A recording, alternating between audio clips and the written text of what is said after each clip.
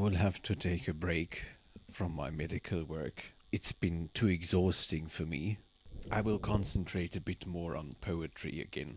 I will read part of my favorite novel, Pale Fire, by Vladimir Nabokov. It's a hilarious novel, and there used to be one audiobook. There is one audiobook on YouTube here. But sadly, the reader or the speaker does not rhyme the rhymes. It's a poem in heroic couplets. A poem in heroic couplets of 999 lines, lol, divided into 4 cantos. And it was composed by John Francis Shade, a poet whose life is discussed in this novel, by a commentator, the mad exiled king of Zembla, who only talks about his own life history and does not comment upon the poem. He claims he is commenting on the poem, but he only talks about his own mad life. But the poem is wonderful. As I said, that speaker, I wouldn't have recorded it. I wouldn't have given this version if that speaker in the audiobook had only said the rhymes, had only rhymed the couplets, but he hardly ever does he rhyme those heroic couplets, and it's such a shame, because they're wonderful. I'm rather a melodic person, I can't help it, and I try to give every single couplet and rhyme every couplet that there is. Cantto 1. I was the shadow of the waxwing slain by the false azure in the window pane. I was the smudge of ashen fluff, and I lived on, flew on, in the reflected sky. And from the inside too I'd duplicate myself, my lamp, an apple on a plate. Uncurtaining the night, I'd let dark glass hang all the furniture above the grass. And how delightful when a fall of snow covered my glimpse of lawn and reached up so as to make chair and bed exactly stand upon that snow out in that crystal land. Retake the falling snow, each drifting flake, shapeless and slow, unsteady and opaque, a dull white against the day's pale white and abstract larches in the neutral light. And then the gradual and dual blue, as night unites the viewer and the view. And in the morning diamonds of frost express amazement, whose spurred feet have crossed from left to right the blank page of the road, reading from left to right in winter's code. A dot, an arrow pointing back, repeat, dot, arrow pointing back, a pheasant's feet. Torquated beauty, sublimated grouse, finding your china right behind my house. Was he in Sherlock Holmes the fellow whose tracks pointed back when he reversed his shoes? All colours made me happy, even grey. My eyes were such that literally they took photographs whenever I'd permit, or with a silver shiver order it. Whatever in my field of vision dwelt, an indoor scene, hickory leaves the svelte. Stilettos of a frozen stillicide was printed on my eyelid's nether side, where it would tarry for an hour or two, and while this lasted all I had to do was close my eyes to reproduce the leaves, or indoor scene or trophies of the eaves. I cannot understand why from the lake I could make out our front porch when I take Lake Road to school, whilst now, although no tree has intervened, I look but fail to see even the roof. Maybe some quirk in space has caused a fold or furrow to displace the fragile vista, the frame house between Goldsworth and Wordsmith on its square of green.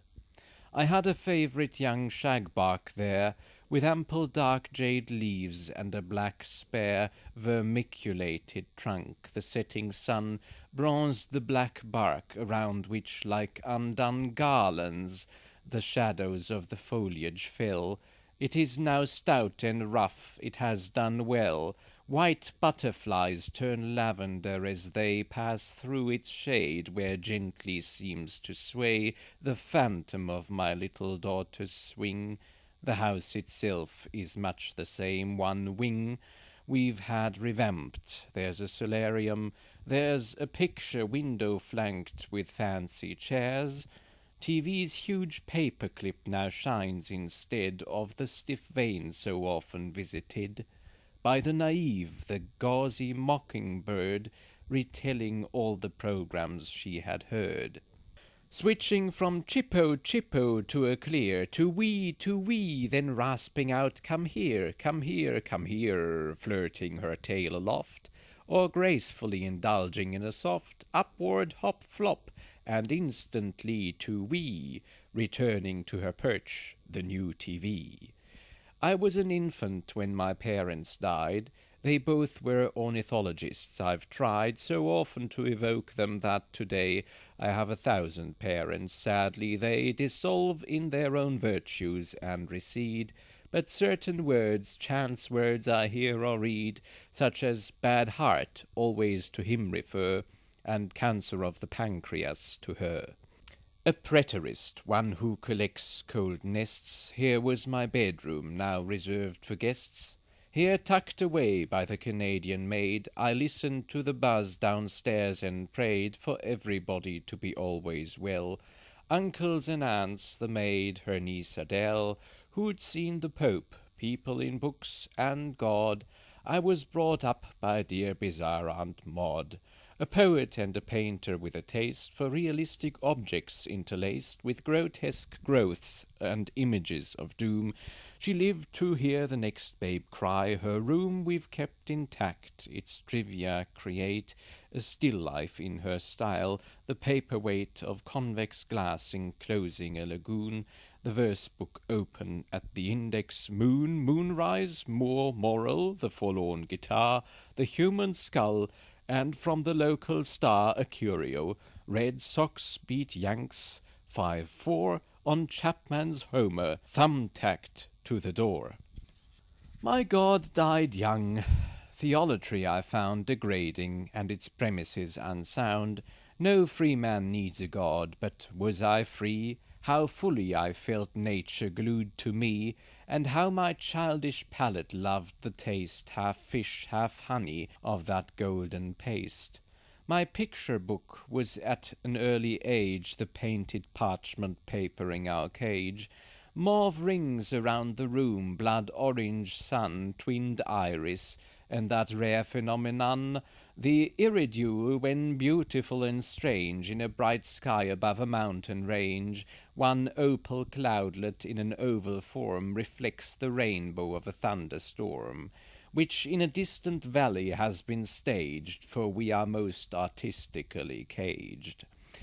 And there's the wall of sound, the nighty wall raised by 1,000,000,000,000 crickets in the fall, impenetrable. Halfway up the hill I'd pause in thrall of their delirious trill. That's Dr. Sutton's light, that's the Great Bear. 1,000 years ago 5 minutes were equal to 40 ounces of fine sand. Outstare the stars, infinite foretime and infinite aftertime above your head. They close like giant wings, and you are dead. The regular vulgarian, I dare say, is happier. He sees the Milky Way only when making water. Then, as now, I walked at my own risk, whipped by the bough, tripped by the stump, asthmatic, lame and fat. I never bounced a ball or swung a bat. I was the shadow of the waxwing slain by feigned remoteness in the window pane. I had a brain, 5 senses, one unique, but otherwise I was a cloutish freak. In sleeping dreams I played with other chaps, but really envied nothing, save perhaps the miracle of a lemniscate left upon wet sand by nonchalantly deft bicycle tires. A thread of subtle pain tugged at by playful death, released again, but always present, ran through me. One day, when I'd just turned 11, as I lay prone on the floor and watched a clockwork toy, a tin wheelbarrow pushed by a tin boy, bypass chair legs and stray beneath the bed, there was a sudden sunburst in my head, and then black night, That blackness was sublime, I felt distributed through space and time. One foot upon a mountain top, one hand under the pebbles of a painting strand, one ear in Italy, one eye in Spain, in caves my blood, and in the stars my brain.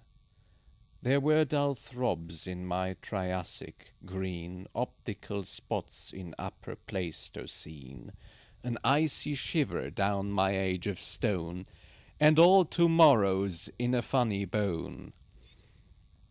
During one winter every afternoon I'd sink into that momentary swoon, and then it ceased, its memory grew dim, my health improved, I even learned to swim.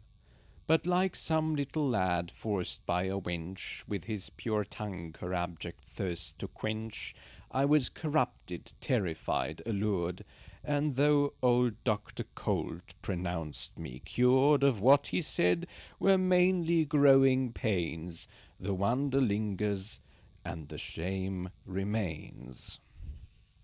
End of Canto 1.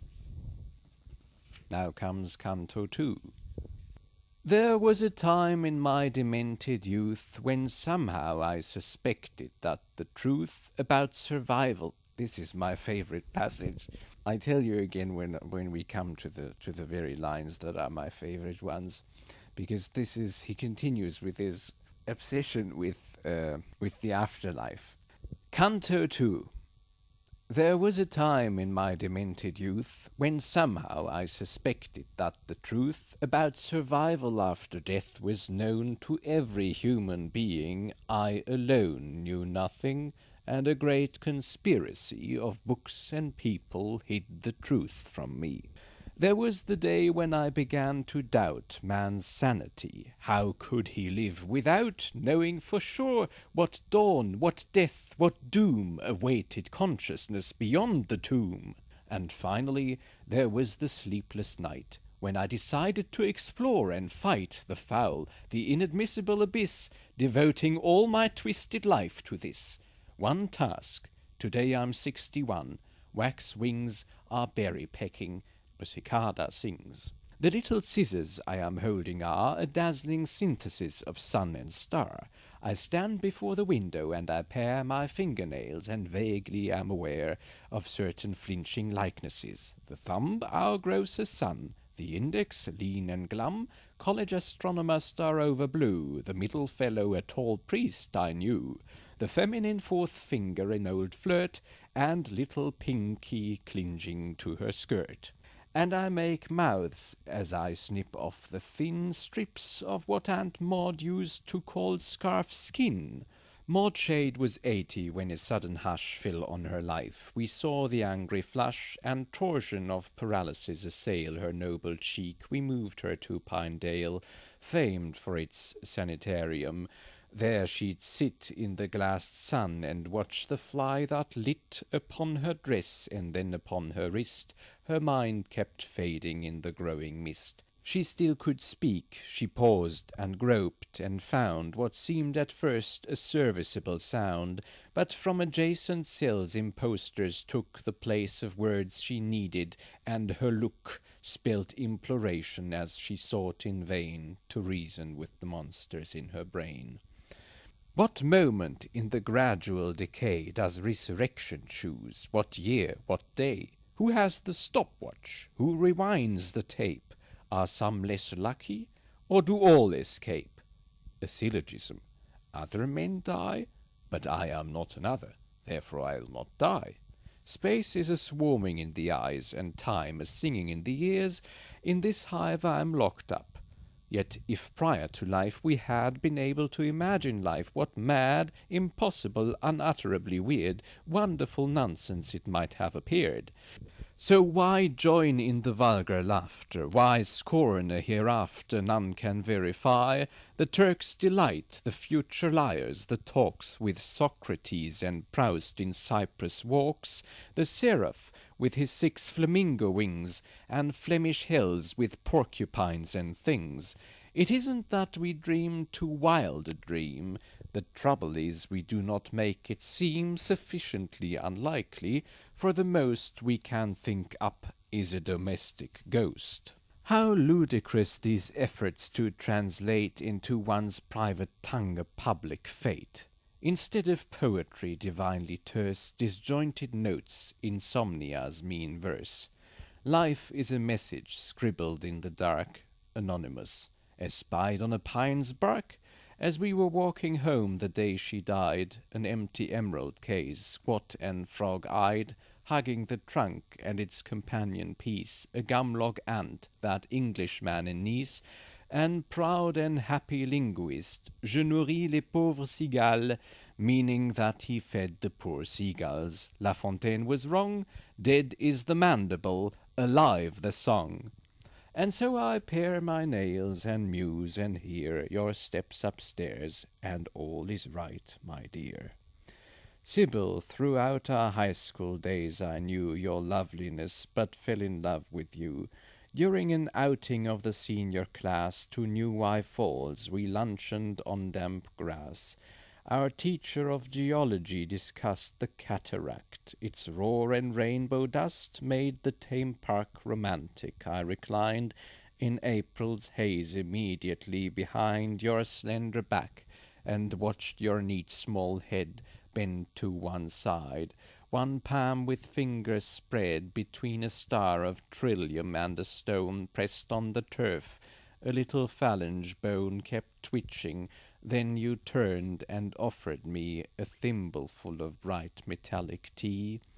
Your profile has not changed, the glistening teeth biting the careful lips, the shade beneath the eye from the long lashes, the peach down rimming the cheekbone, the dark silky brown of hair brushed up from temple and from nape, the very naked neck, the Persian shape of nose and eyebrow. You have kept it all, and on still nights we hear the waterfall.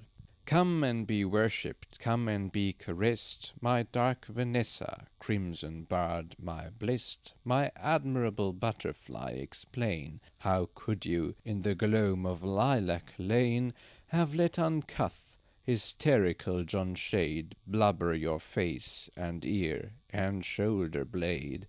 We have been married 40 years, at least 4,000 times your pillow has been creased by our two heads. 400,000 times the tall clock with the hoarse Westminster chimes has marked our common hour. How many more free calendars shall grace the kitchen door? I love you when you're standing on the lawn, peering at something in a tree. It's gone. It was so small, it might come back. All this voiced in a whisper softer than a kiss. I love you when you call me to admire a jet's pink trail above the sunset fire. I love you when you're humming as you pack a suitcase or the farcical car sack with round-trip zipper.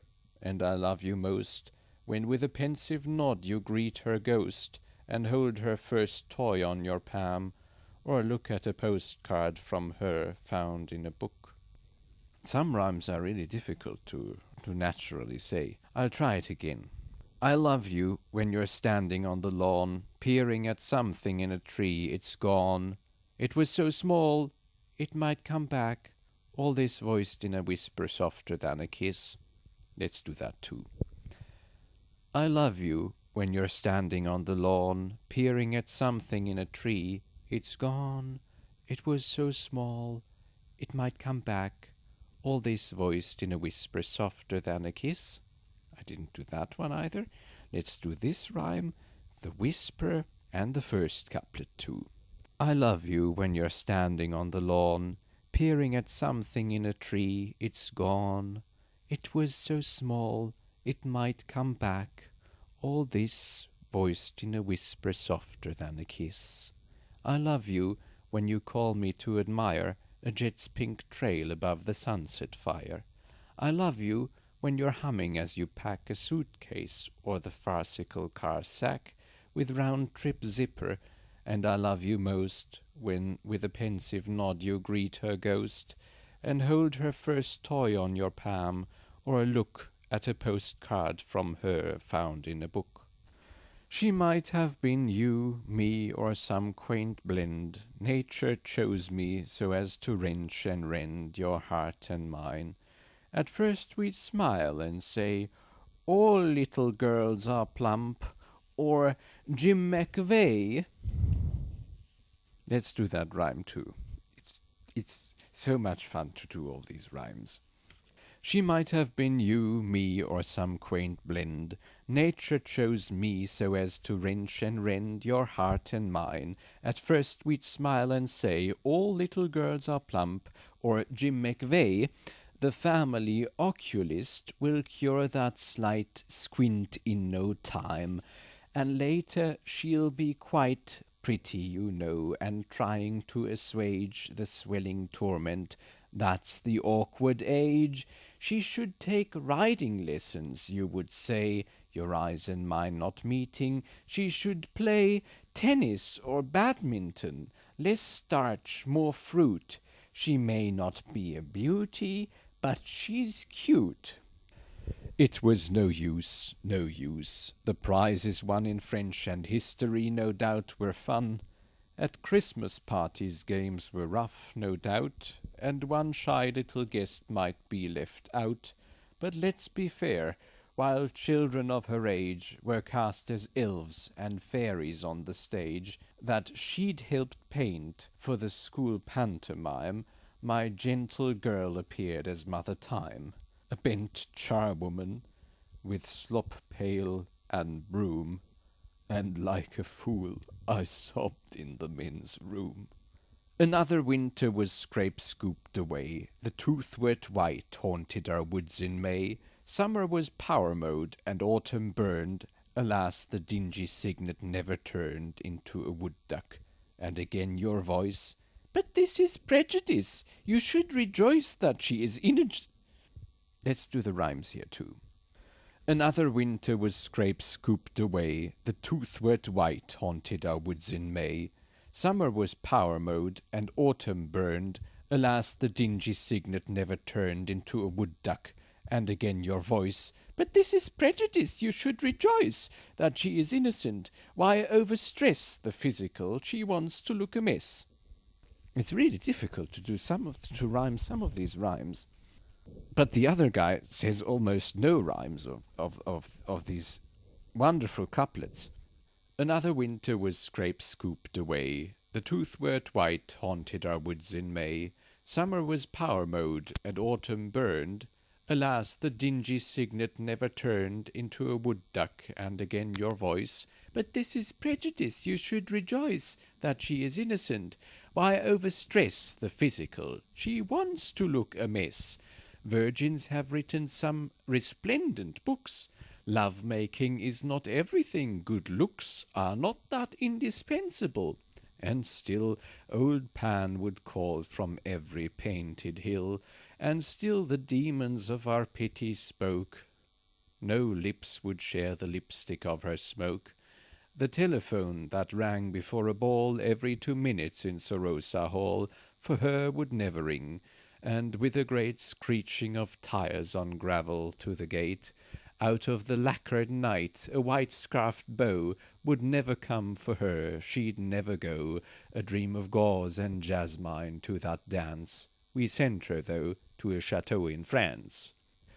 And she returned in tears with new defeats, new miseries. On days when all the streets of College Town led to the game, she'd sit on the library steps and read or knit. Mostly alone she'd be, or with that nice frail roommate, now a nun, and once or twice with a Korean boy who took my course.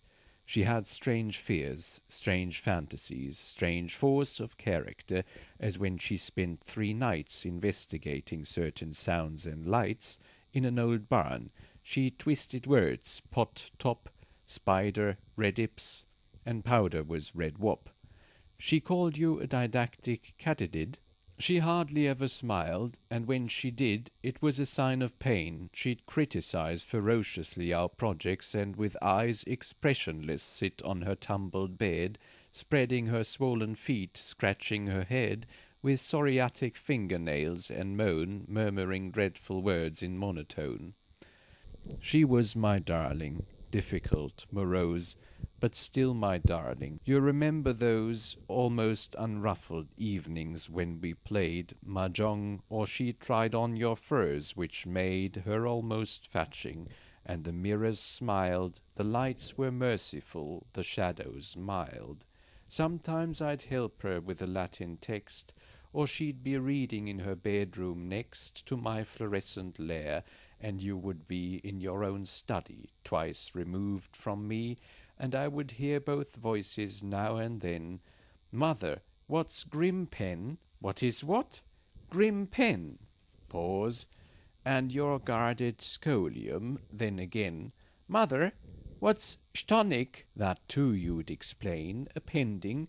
Would you like a tangerine? No. Yes. And what does sempiternal mean?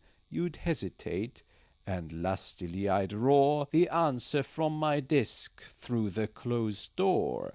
It does not matter what it was she read, some phony modern poem that was said in English lit to be a document, engagé and compelling. What this meant nobody cared.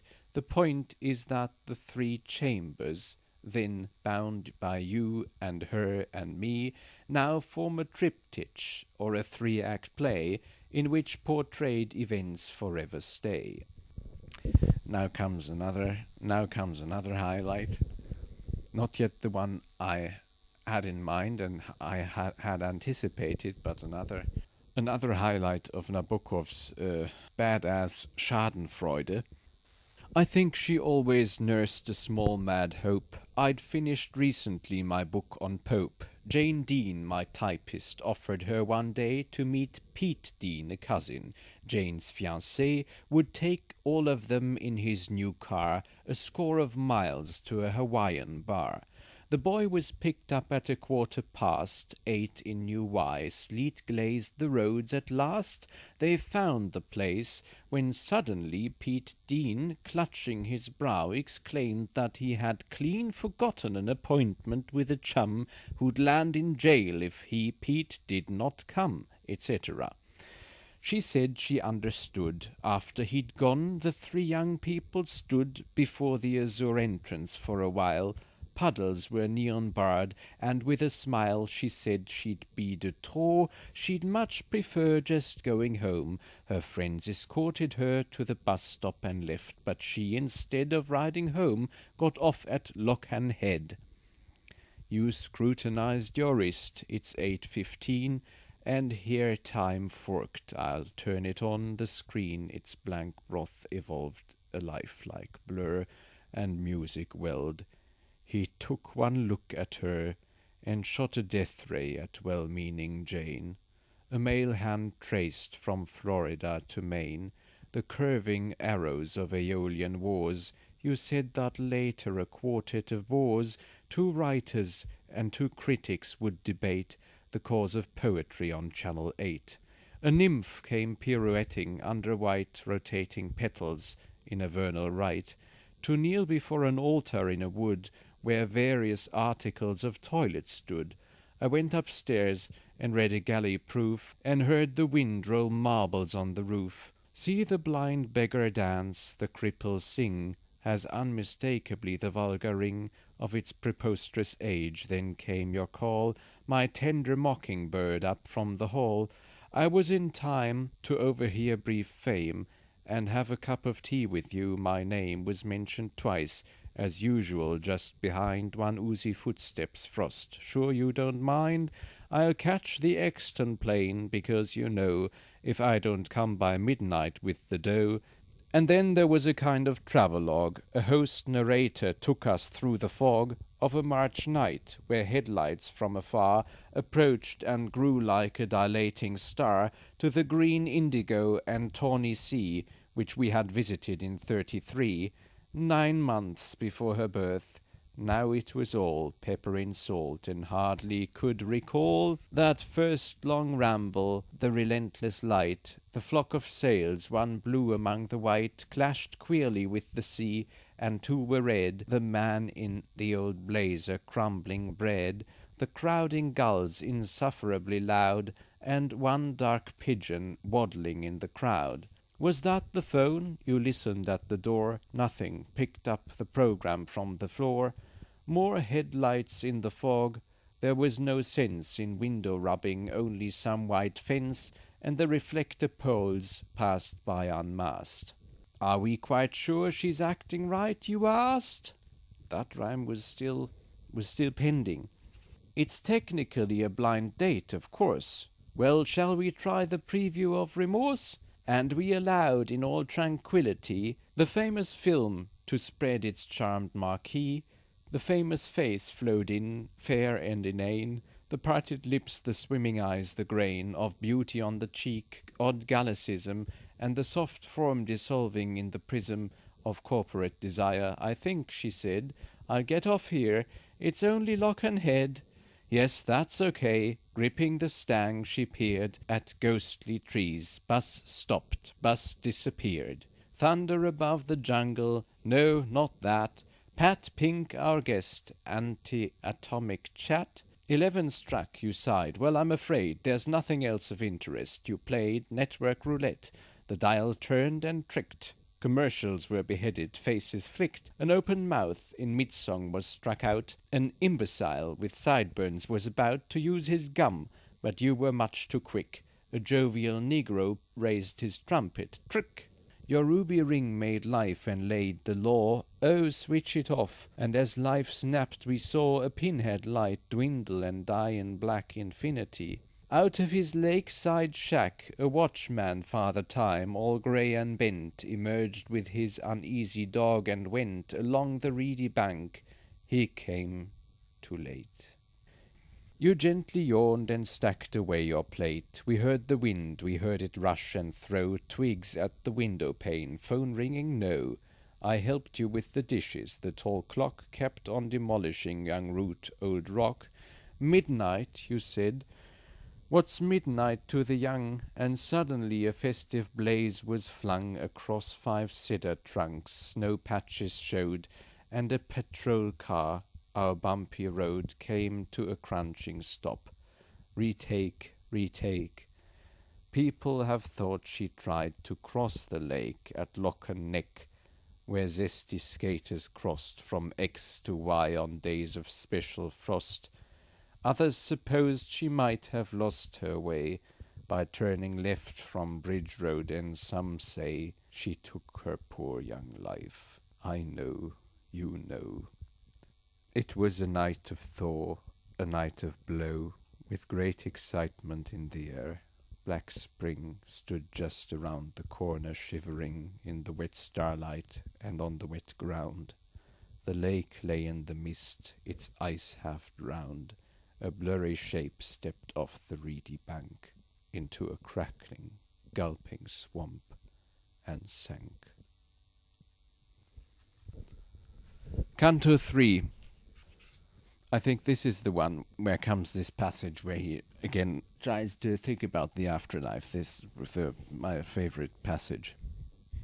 Leaf, lifeless tree, your great may be, Rabelais, the grand potato, IPH, a lay institute, I of preparation, P, for the hereafter, H, or if, as we called it, big if, engaged me for one term, to speak on death, to lecture on the worm, wrote President McAbe, you and I, and she, then a mere tot, moved from New Y to U-shade in another higher state. I love great mountains from the iron gate of the ramshackle house we rented there.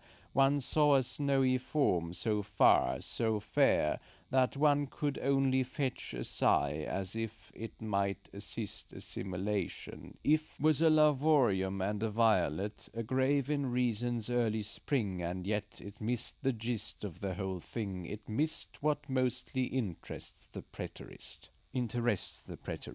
I should say it like this. Maybe this is an intertextual or a reference to another of his books, Pnin.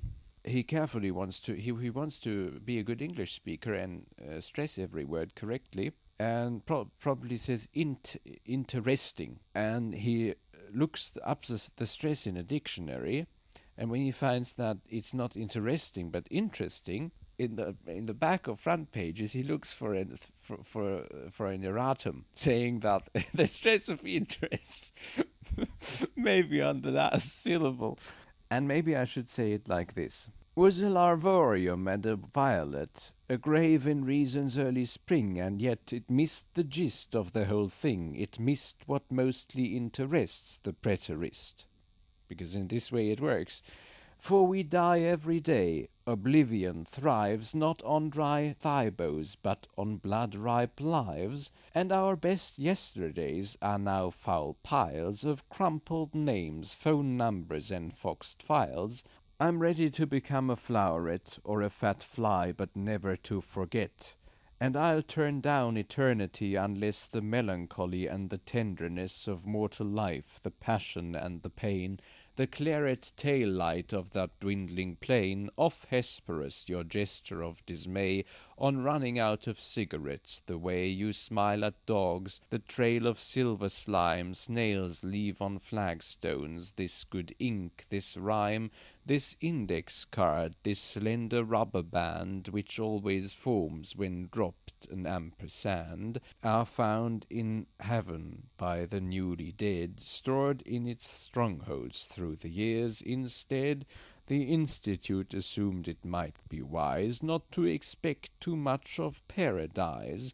What if there's nobody to say hello to the newcomer, no reception, no indoctrination? What if you are tossed into a boundless void, your bearings lost, your spirit stripped and utterly alone, your task unfinished, your despair unknown, your body just beginning to portress a non-undressable in mourning dress, your widow lying prone on a dim bed, herself a blur in your dissolving head, while snubbing gods, including the big G, if borrowed some peripheral debris from mystic visions, and it offered tips, the amber spectacles for life's eclipse, how not to panic when you're made a ghost, sidle and slide, chose a smooth third and coast, meet solid bodies and glissade right through, or let a person circulate through you,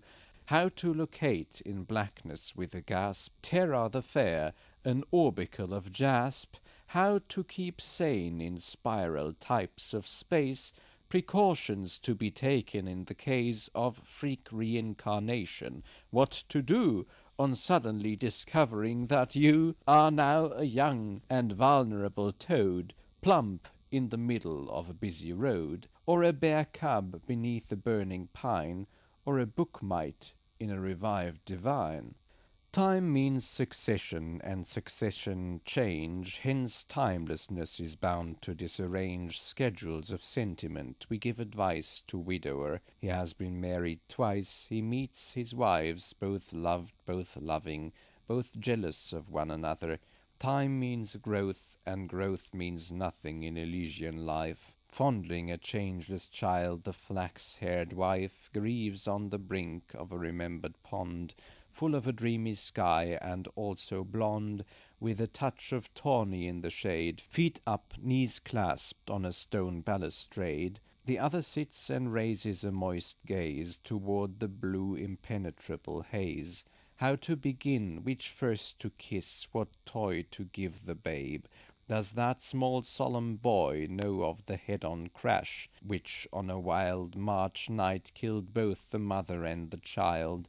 And she, the second love, with instep bare, in ballerina black, why does she wear the earrings from the other jewel's case? And why does she avert her fierce young face? For as we know from dreams, it is so hard to speak to our dear dead. They disregard our apprehension, queasiness and shame, the awful sense that they're not quite the same. And our school chum killed in a distant war is not surprised to see us at his door, and in a blend of jauntiness and gloom points at the puddles in his basement room. But who can teach The thoughts we should roll call when morning finds us marching to the wall, under the stage direction of some goon, political, some uniformed baboon. We'll think of matters only known to us, empires of rhyme, Indies of calculus. Listen to distant cocks crow, and discern upon the rough grey walls a rare wall fern, and while our royal hands are being tied, taunt our inferiors, cheerfully deride the dedicated imbeciles, and spit into their eyes just for the fun of it.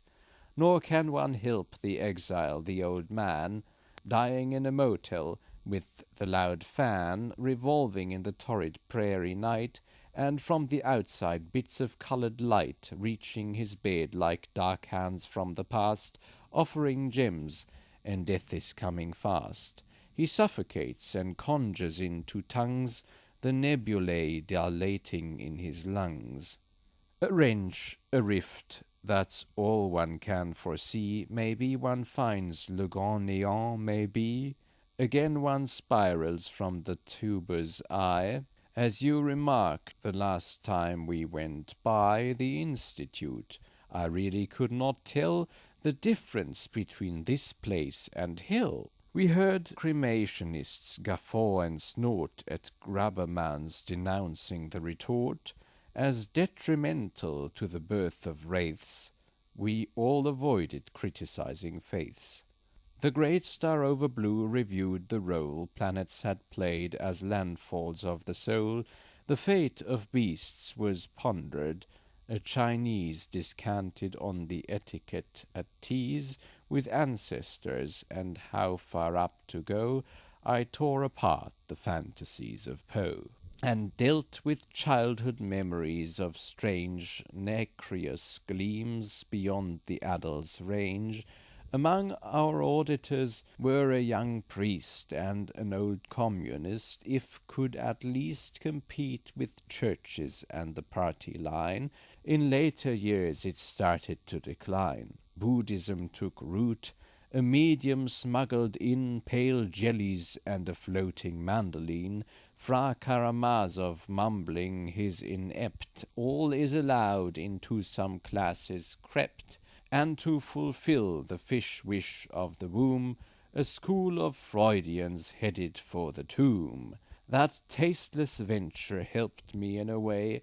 I learned what to ignore in my survey of death's abyss, and when we lost our child I knew there would be nothing. No self-styled spirit would touch a keyboard of dry wood to rap out her pet name. No phantom would rise gracefully to welcome you and me in the dark garden near the shagbark tree. What is that funny creaking, do you hear? It is the shutter on the stairs, my dear. This is an allusion to the Goethe poem. As the Mad King of Zembla also comments correctly, what is that funny creaking, do you hear? It is the shutter on the stairs, my dear. If you're not sleeping, let's turn on the light. I hate that wind, let's play some chess, all right. I'm sure it's not the shutter there again. It is a tendril fingering the pane. What glided down the roof and made that thud? It is old Winter tumbling in the mud. And now what shall I do? My night is pinned. Who rides so late in the night and the wind? It is the wind, it is the writer's grief, it is the wild March wind, it is the father with his child. Late night minutes, hours, whole days at last, when she'd be absent from our thoughts so fast, did life the woolly caterpillar run. We went to Italy, sprawled in the sun, on a white beach with other pink or brown Americans. Flew back to our small town, found that my bunch of essays, The Untamed Seahorse, was universally acclaimed. Let me speak that rhyme too. We went to Italy, sprawled in the sun, on a white beach with other pink or brown Americans, flew back to our small town, found that my bunch of essays, The Untamed Seahorse, was universally acclaimed. It sold 300 copies in 1 year. Again school started, and on hillsides where wound distant roads, one saw the steady stream of car lights all returning to the dream of college education. You went on, translating into French Marvell and Dawn. It was a year of tempests, hurricane, Lolita swept from Florida to Maine. Mars glowed, Shahs married, gloomy Russians spied. Lang made your portrait, and one night I died. The Crasho Club had paid me to discuss why This is the passage. The Crasho Club had paid me to discuss why poetry is meaningful to us. I gave my sermon, a dull thing but short, as I was leaving in some haste to thwart the so-called question period at end.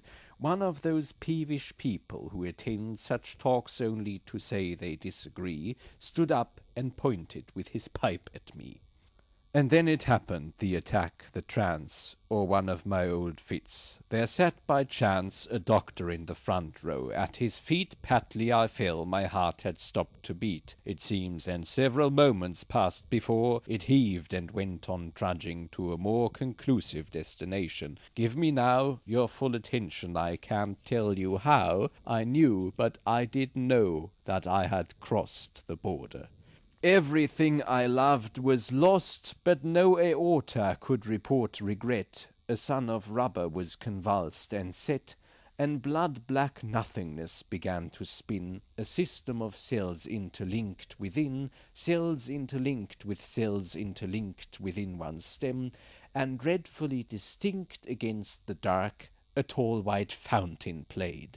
I realized, of course, that it was made not of our atoms, that the sense behind the scene was not our sense. In life, the mind of any man is quick to recognize natural shams, and then before his eyes the reed becomes a bird, the knobby twig an inchworm, and the cobra head a big, wickedly folded moth. But in the case of my white fountain, what it did replace perceptually was something that, I felt, could be grasped only by whoever dwelt in the strange world where I was a mere stray. And presently I saw it melt away, though still unconscious I was back on earth. The tale I told provoked my doctor's mirth. He doubted very much that in the state he found me in one could hallucinate or dream in any sense. Later, perhaps, but not during the actual collapse. No, Mr. Shade. But, doctor, I was dead. He smiled. Not quite, just half a shade, he said.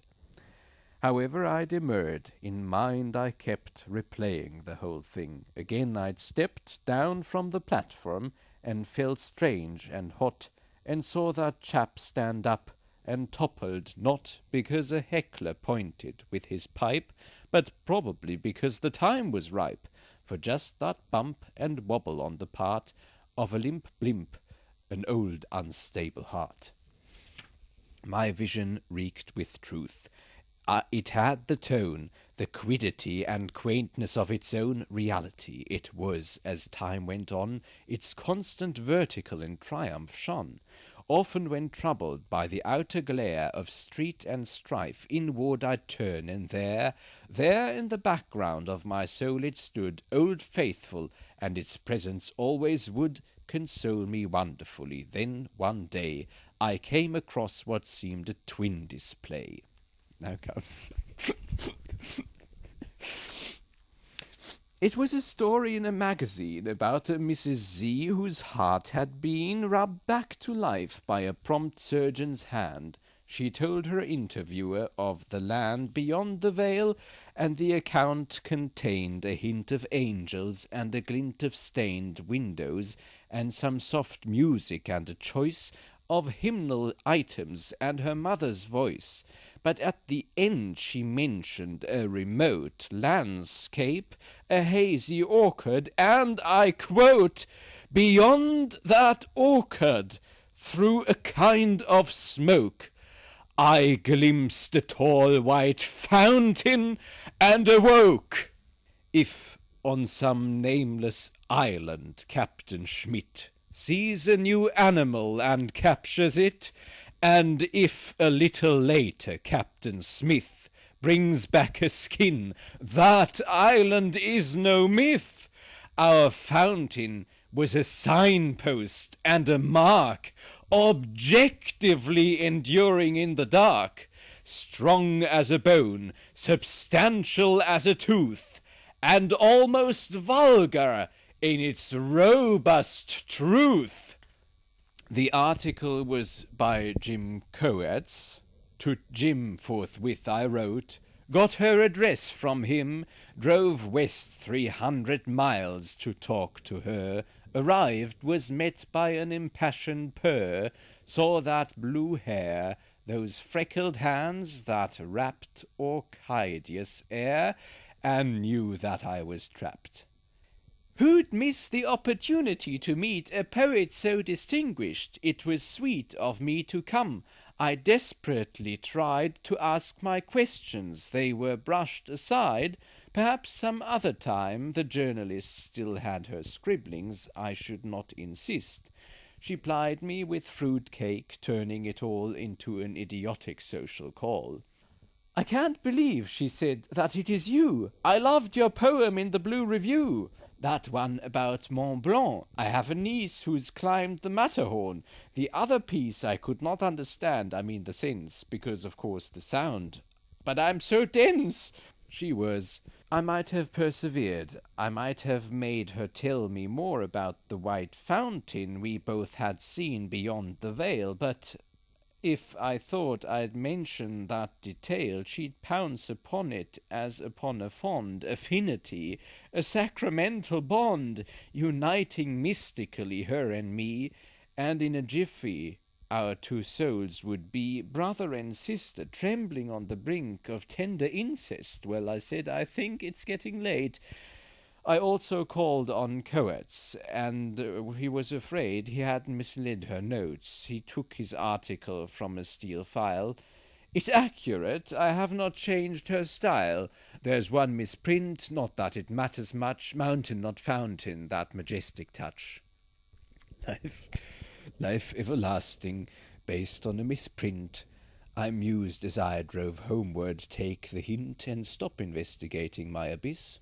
But all at once it dawned on me that this was the real point, the contrapuntal theme, just this, not text, but texture, not the dream, but topsy-turvical coincidence, not flimsy nonsense, but a web of sense. Yes, it sufficed that I in life could find some kind of link and bobolink, some kind of correlated pattern in the game, plexed artistry and something of the same pleasure in it as they who played it found. It did not matter who they were, no sound, no furtive light came from their involute abode, but there they were, aloof and mute, playing a game of worlds, promoting pawns to ivory unicorns and ebon fawns, kindling a long life here, extinguishing a short one there, killing a Balkan king, causing a chunk of ice formed on a high-flying airplane to plummet from the sky and strike a farmer dead, hiding my keys, glasses, or pipe, coordinating these events and objects with remote events and vanished objects, making ornaments of accidents and possibilities. Storm-coated I strode in. Sybil, it is my firm conviction. Darling, shut the door. Had a nice trip? Splendid, but what is more, I have returned convinced that I can grope my way to some, yes, dear, faint hope. That was the end of Cantto 3, and I will go on with Cantto 4. I think I never read that Cantto 4, even not for the seminar where we discussed that book. In literature and all the humanities, it's always best to discuss books and texts you have not read. It's the most fun. Cantto 4. Now I shall spy on beauty. Yes, that's now literature.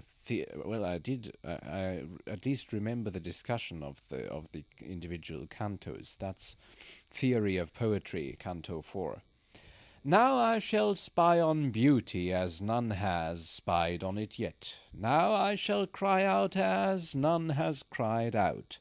Now I shall try what none has tried. Now I shall do what none has done. And speaking of this wonderful machine, I am puzzled by the difference between two methods of composing. A, the kind which goes on solely in the poet's mind, a testing of performing words while he is soaping a third time one leg, and B, the other kind, much more decorous, when he's in his study, writing with a pen. In method B, the hand supports the thought. The abstract battle is concretely fought. The pen stops in mid-air, then swoops to bar a cancelled sunset or restore a star, and thus it physically guides the phrase toward faint daylight through the inky maze. But method A, composing in the mind, but method A is agony. The brain is soon enclosed in a steel cap of pain. A muse in overalls directs the drill, which grinds and which no effort of the will can interrupt, while the automaton is taking off what he has just put on, or walking briskly to the corner store to buy the paper he has read before. Why is it so? Is it perhaps because in penless work there is no pen-poised pause, and one must use 3 hands at the same time, having to choose the necessary rhyme, hold the completed line before one's eyes, and keep in mind all the preceding tries? Or is the process deeper, with no desk to prop the false and hoist the poetesque? For there are those mysterious moments when, too weary to delete, I drop my pen, I ambulate, and by some mute command the right word flutes and perches on my hand. My best time is the morning, my preferred season midsummer. I once overheard myself awakening, while half of me still slept in bed. I tore my spirit free, and caught up with myself upon the lawn, where clover leaves cupped the topaz of dawn, and where shade stood in nightshirt and one shoe, and then I realized that this half too was fast asleep. Both laughed, and I awoke, safe in my bed, as day its eggshell broke. And robins walked and stopped, and on the damp gemmed turf a brown shoe lay, my secret stamp, the shade impress, the mystery inborn, mirages, miracles, midsummer morn. Since my biographer may be too staid, or know too little to affirm that shade, shaved in his bath, here goes, he'd fixed a sort of hinge and screw affair, a steel support, running across the tub to hold in place the shaving mirror right before his face, and with his toe renewing tap warmth he'd sit like a king there, and like Marat bleed. The more I weigh, the less secure my skin, in places it's ridiculously thin. Thus near the mouth, the space between its wick and my grimace invites the wicked nick. Or this dew lap some day I must set free, the Newport frill inveterate in me. My Adam's apple is a prickly pear, now I shall speak of evil and despair. As none has spoken, 5, 6, 7, 8, 9 strokes are not enough, 10 I palpate, through strawberry and cream the gory mess, and find unchanged that patch of prickliness.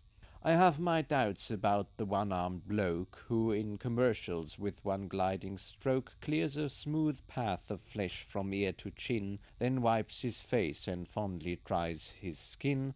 I'm in the class of fussy bimanists. As a discreet ephebe in tight assists a female in acrobatic dance, My left hand helps and holds and shifts its stance. Now I shall speak better than any soap in the sensation for which poets hope, when inspiration in its icy blaze, the sudden image, the immediate phrase, over the skin a triple ripple send, making the little hairs all stand on end, as in the enlarged animated scheme of whiskers moved when held up by our cream. Now I shall speak of evil as none has spoken before. I loathe such things as jazz, the white-hosed moron torturing a black bull raid with red abstractist bric-a-brac, primitivist folk masks, progressive schools, music in supermarkets, swimming pools, brutes, bores, class-conscious Philistines, Freud, Marx, fake thinkers, puffed-up poets, frauds and sharks, and while the safety blade with scrape and screak travels across the country of my cheek,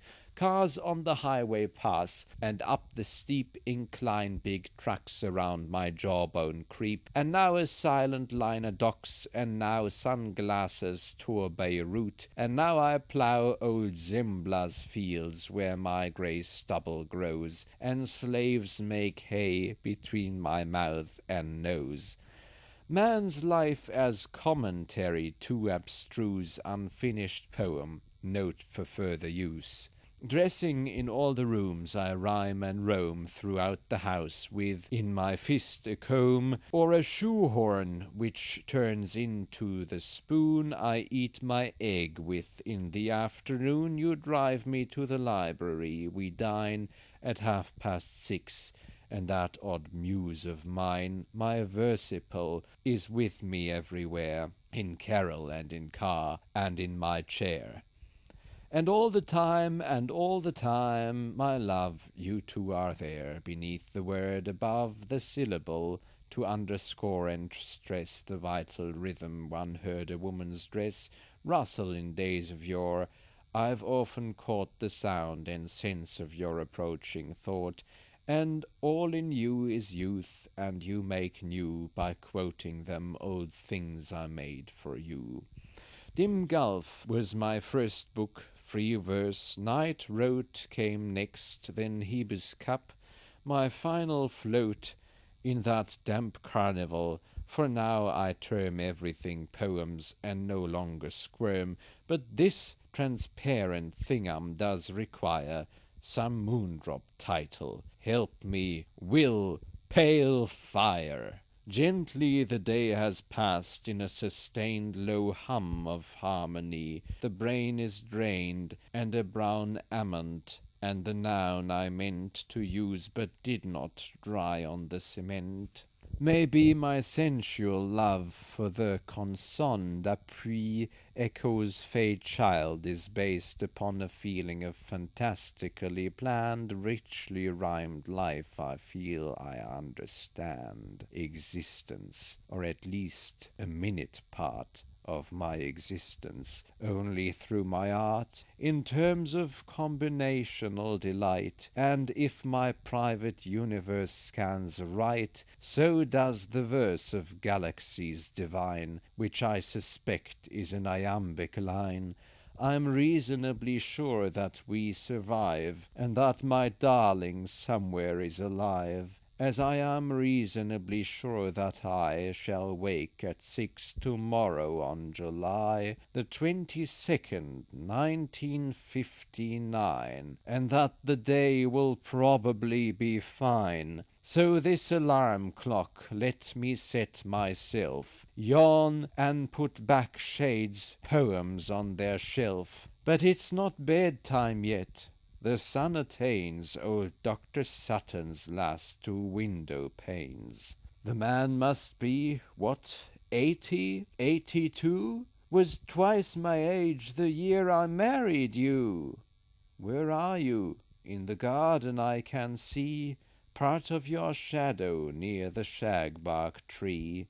Somewhere horseshoes are being tossed. Click, clunk, leaning against its lamppost like a drunk. A dark Vanessa with a crimson band wheels in the low sun, settles on the sand, and shows its ink-blue wing-tips flecked with white, and through the flowing shade of ebbing light, a man, unheedful of the butterfly, some neighbor's gardener, I guess, goes by, trundling an empty barrow up the lane. I was the shadow of the waxwing slain.